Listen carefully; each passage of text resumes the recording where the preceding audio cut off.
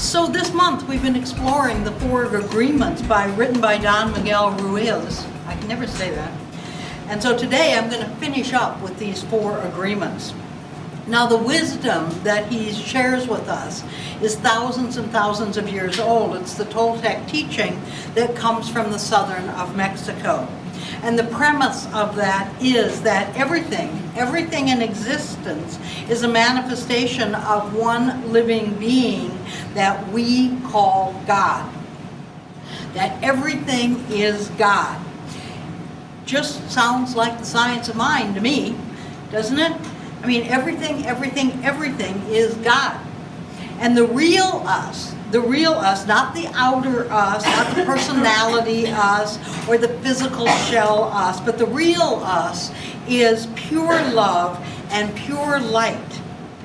And people in our lives, everybody is a mirror. Yeah, ain't that great? I love that part, that everybody's a mirror. And we want to say, well, I don't know. I have people in my life that are certainly not a mirror of me. But you know, what we teach in the science of mind is they are a mirror of some belief that you have. Some belief somewhere in there. And that's why they show up, just to say, hey, you're still believing this, aren't you? Hey, I'm here to show you exactly what's way, way down deep inside, way deep. And you know that thing that you've suppressed years and years ago that's still rattling around in there? And you've got all these strategies about how to keep it staying down. I'm here to remind you that it's still there. People are our mirrors. I love and I hate that personally. I really do. I love it. I love it because it shows me where I have work to do spiritually. And I hate it because there's always more work to be done spiritually, isn't there? So we make lots of agreements in life. Some of these agreements are conscious. They're conscious agreements, and some of them are agreements that are made more unconsciously. And the most important agreements that we make are the ones with ourselves, because agreements actually rule and shape our lives. So the four agreements help us actually break free. Now the four agreements that Don Miguel is talking about, these four agreements help us break free from the lesser agreements that we have made along the way from a place of fear, those agreements that deplete our energy and suck the joy and the life right out of us. So the promise is, if we begin to live our life from these four agreements to the best of our ability, the transformation in our lives will be amazing. And I don't know about you, but I'm always open to a little transformation. Seems like a good thing to me. So the first one, and I just love this one because it just seems so science of mindy to me, is be impeccable with your word. Because your word is your power to create. That's what God has given you. Your word shapes and forms and unfolds and refolds and reimagines and recreates your life. Your word is a power, it's a force, it's the most powerful tool that God, Spirit, Divine Intelligence has given us to evolve and to heal and to grow, to just expand our lives. And every time we speak our word, we are planting some seeds. So this idea of being impeccable with your word is about the right use of the energy, our energy in our life. Now, we all understand that heaven and hell, Ernest Holmes teaches us in the science of mind, are states of consciousness. And I don't know about you, but I'm always and more in favor of experiencing a lot more heaven and a lot less hell. You know, I don't know. Do you need any more hell? I don't. And so heaven and hell, we create that by the use of our word. You can misuse your word and you can create hell just in a flash, you know? You can create that hell just like that. And think about it. You're with somebody, we've all done this, you're with somebody close to you, maybe even someone you love, And the thought occurs to you, don't say it. Whatever you do, don't say it. And then you think to yourself, nope, I gotta say it. And you go from having a perfectly nice time to saying it. And it's instantaneous hell. You know, here we are. Oh God, why did I say it? Why did I say it? But I did. I did. Or we can create heaven. We can build people up, or we can tear them down. We can build ourselves up, or we can tear ourselves down, all with the power of our word. Now, only the truth will set us free from old false agreements. This is why it's so important to speak spiritual truth about yourself and speak spiritual truth about other people. When we see other people, when we think of other people, it's important to say spiritual truth, to think spiritual truth about them. And he points out also that gossiping is poison. It's not going to do you any good, because ultimately, words never leave their source. So what you say about somebody else, you're going to feel that back at you. And the thing is, when you're impeccable with your word, you're going to feel happy. You're going to feel good. You're going to feel at peace. So that's the first agreement, to be impeccable with your word. Second one is don't take anything personally. That's a tough one, isn't it? Don't take anything personally. Because if you take anything personally, Don Miguel says that it's actually, and is teaching us actually, is because on some level, you actually agree with it. Because if you didn't agree with it, there's no way that you would take it personally. You'd say, that has nothing to do with me. I don't know what you're talking about. I wish you well, but that is not about me. That is something you have made up. You've just dreamed that thing up. See, because nothing other people do is because of you. It's because of them. Nothing other people do is because of you. It is because of them. So when you know who you are, what other people think of you is not important. Wow. Now I agree that this is tough. This is tough for us, for those of us who have lived our life trying to please other people. You know, the people pleasers here in the room. Like if I could just get them to approve of me. What Miguel is saying here is just forget it. Let it go. When you know who you are, and you may be saying, who I am, what do you mean? Who am I? Who you are is a unique expression of the living Spirit Almighty. You are a child of God. You are love itself, here to give of itself into the world in your own unique and perfect way. That's it. That's everything else is condiments, being Memorial Day. Now, people see the world differently. I think that's just amazing, isn't it? People just see the world differently. And if you take it personally, what you're going to do is that you're going to suffer a lot. Now, I don't know about you, but I kind of think that I've done the suffering bit. I mean, don't you think you've already gotten a PhD in that course? I don't think in the morning you get up and just say, well, I don't have a lot on my plate today. Maybe I could suffer. You know, maybe I could suffer a lot. You know, hey, universe, bring on the suffering here. That's what I'd really like to do, because I've just been having too much fun in my life. So let's just take it on down a little bit here and let's just suffer. No, nobody ever says that. So it's easier not to take it personally. And it's easier to not take it personally if you have an inner life. If you pray, if you meditate, if you study spiritual truth, if you remind yourself again and again and again that you are connected to something greater, and also that everybody is doing the very best that they can at any given moment. And I admit that changes day to day. That changes hour to hour. But people are doing the best that they can. And really, I believe that people are basically good.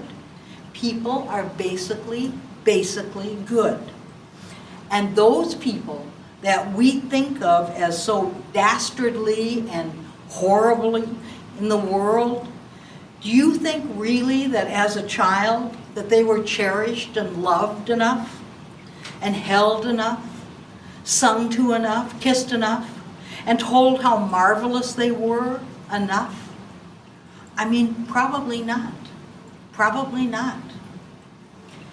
And so I know for myself, when I have not been at my best, it's just because something was going on in me. And if it's true about me, and it's true about you, it's probably true about other people as well. Everybody's doing the best that they can. Now the third agreement, and I love this one, because of course it came up and up and up and up again since we were last together. I lasted about 10 minutes with this one. Don't make assumptions. Oh boy. We all make them, right?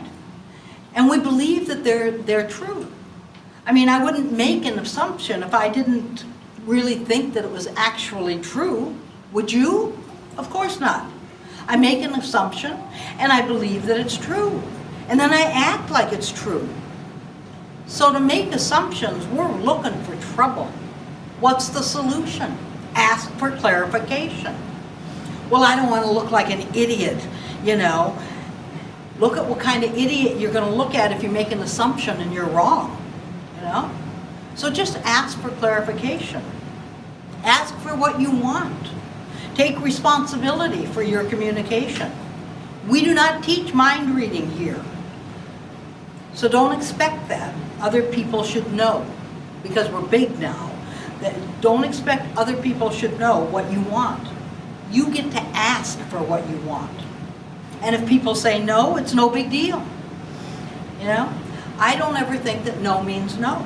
It just means the negotiations are open. Like, would you do this? No. Well, would you do this? No. Well, would you be willing to do this? And then it's like things that were so far off get closer and closer and closer. So number 4, and I love this one, always do your best.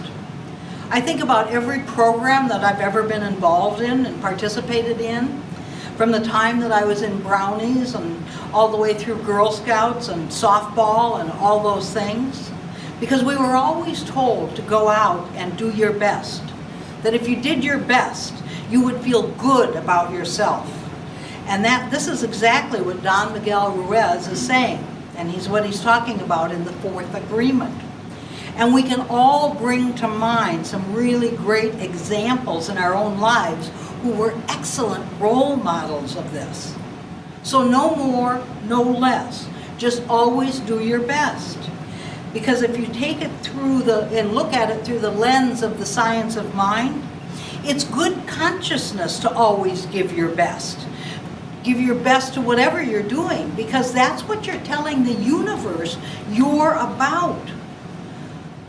So many people would like their lives to be better, but they're not giving their best to what's in front of them right now. It's a message out into the universal mind. And I admit also that our best is always, always changing, isn't it? Our best is always changing. Some days you don't feel so good, so your best is not so great. But it's your best on that day. And then on other days, you feel fantastic. You've had a wonderful night's sleep. You know you're really looking forward to something, and your best is amazing. So if you do less than your best, what you're doing in those situations is that we're going to subject ourselves to lots of frustration, self-judgment, because we know we could have shown up a little bit better. Guilt and regrets. Now, I don't know about you, but I just hate regret. boy, regret is just one of those things that'll keep you so ensconced in the past and keep you from living your life right now. See, if you always do your best, there's no way you can judge yourself harshly. And so with no judgment, there's no way you can suffer guilt and blame and self-punishment that some people seem to struggle with their entire lives. We've heard people say, no matter what I do, it's not enough. And it's like, oh my God, read this book. Would you please just read this book now? Doing your best is taking action. And taking action because you love it, not because you're expecting a reward. And you know what it seems to me is that the science of mind teaches us that what we put out, we get back. And so if we put out the best that's within us, wherever and whatever we're doing, it's the most natural thing that the universe gives us back, the best, whatever that is for us. Because that's how life works. When I teach and speak about abundance, one of the things that I encourage people to say is, I am worth the best there is. Now that may sound very arrogant to some people, but the truth is you are, because there's no one better than you and there's nobody worse. That's the other side of the coin. So it's that you are worth the best there is. And when we know that, the natural consequence of that is doing your best, because you know that's what the universe is going to give you back. Ernest Holmes talks about treating and moving your feet, that you treat and you move your feet. You pray and you take action. You pray and take action.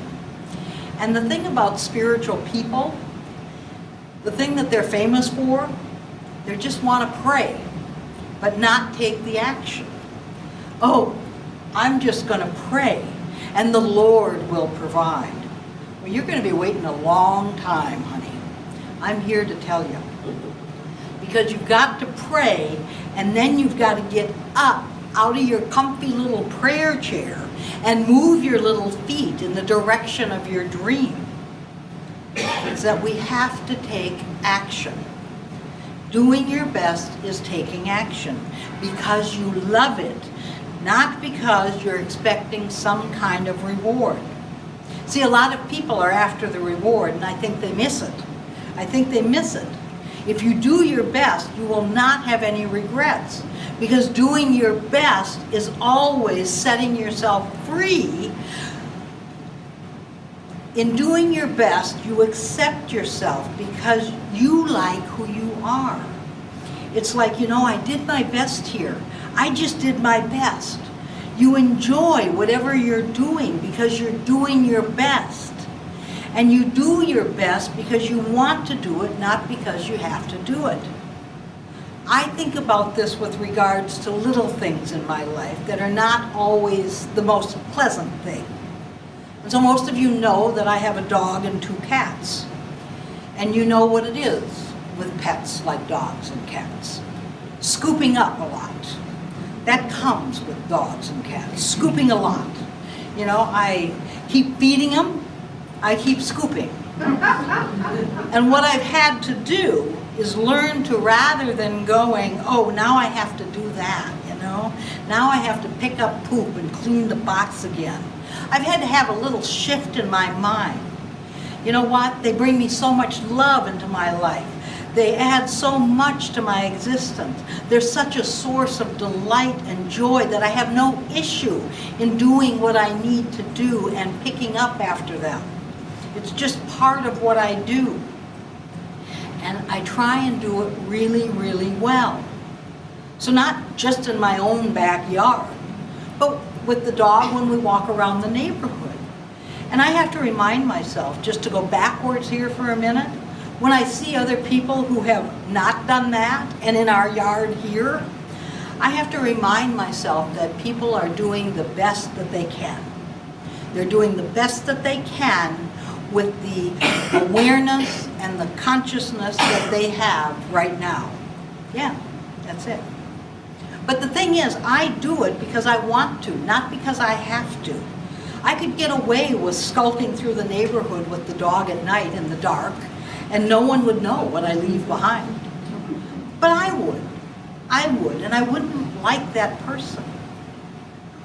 So we all have great ideas. I think every person in this room has great ideas. They have phenomenal ideas.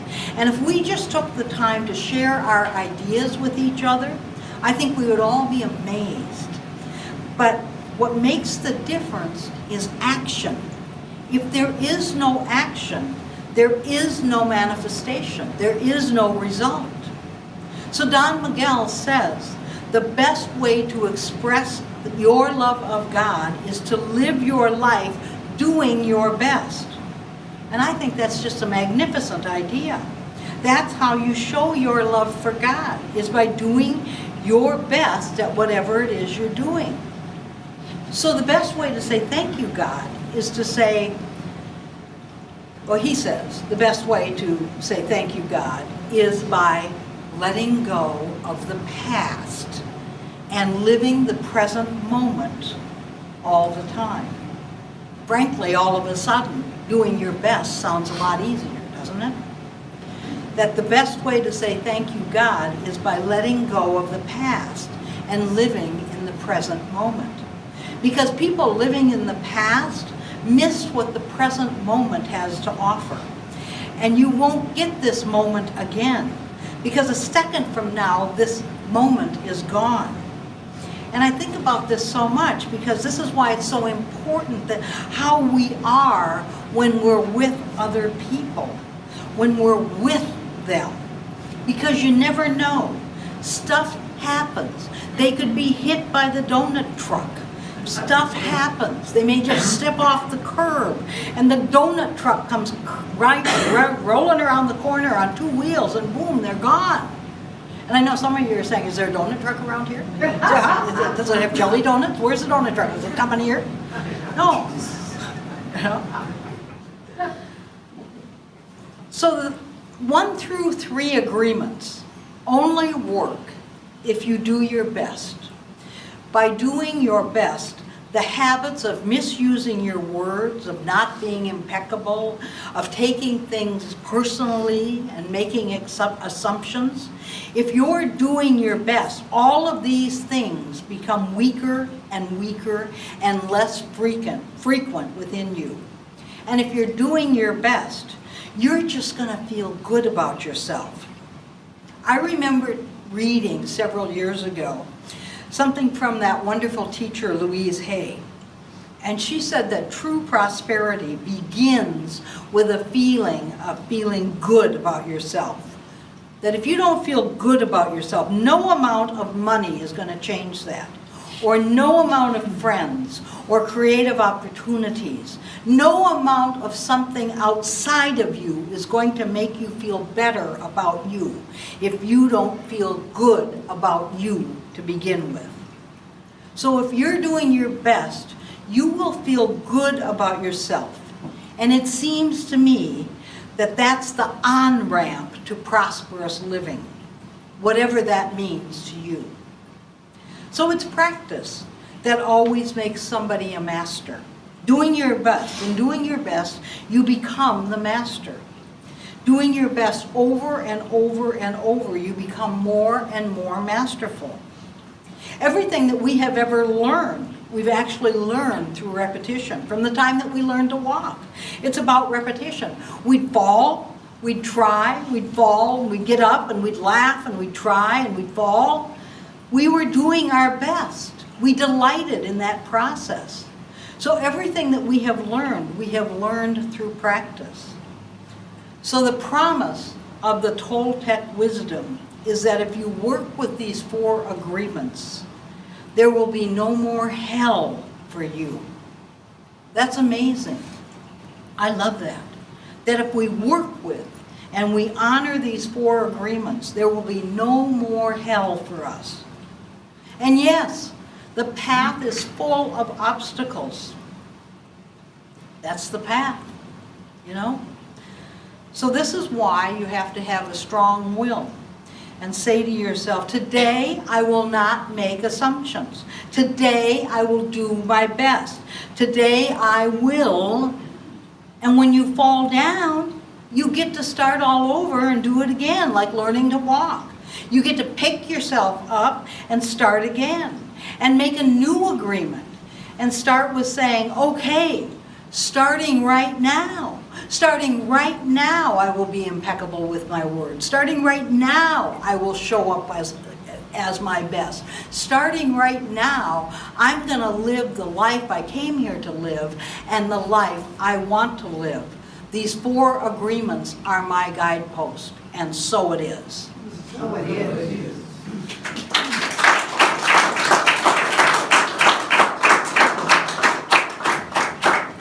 Let's pray for just a moment. Let's just turn our attention inward. Just grateful to be together in mind and heart and consciousness, recognizing that we are surrounded by God's living Spirit. It is the presence of truth, the light of love within each and every one of us. And so as we come together in consciousness, I speak the word for us, that our hearts and our minds are open, and there is a greater expression of God by means of us than we have ever known thus far. That we say yes to the divine impulse in a way that enriches and expands and deepens us. And I claim for each and every one of us that we let go of what does not serve us any longer. Whether it's a thought, a belief, a habit pattern, if it just doesn't serve us, we let it go, so that we can be fully in this present moment. And we can receive the gift that God is giving us right here, right now. We have the eyes to see, and we have the arms to embrace it. So I declare for each and every one of us that we are exceedingly blessed as we move forward in our lives. And I further declare that we have the ability to see how blessed we are. We include in our prayer today our family members, our friends, our loved ones, and we know that right where they are, God is present in its fullness, that they are surrounded by love, sustained by it, lifted up. We let our prayer be a blessing in the world, so that whatever looks like chaos or makes us fearful or doubting, we say that God, Spirit, divine intelligence, that the God that we believe in is bigger than all of that. And I know that God is everywhere, equally present, even in the midst of that. We bless our church. We bless all churches. We bless synagogues and temples, mosques, ashrams, all paths to God. And I know that we are blessed by being together, that we all get raised up in consciousness, that today we lay down something that does not serve us anymore, and we embrace a greater spiritual truth that makes us more free. And so with a full heart, I give thanks that this is so. I release this word. I know it's done. And so it is. Together we all say, and so it is.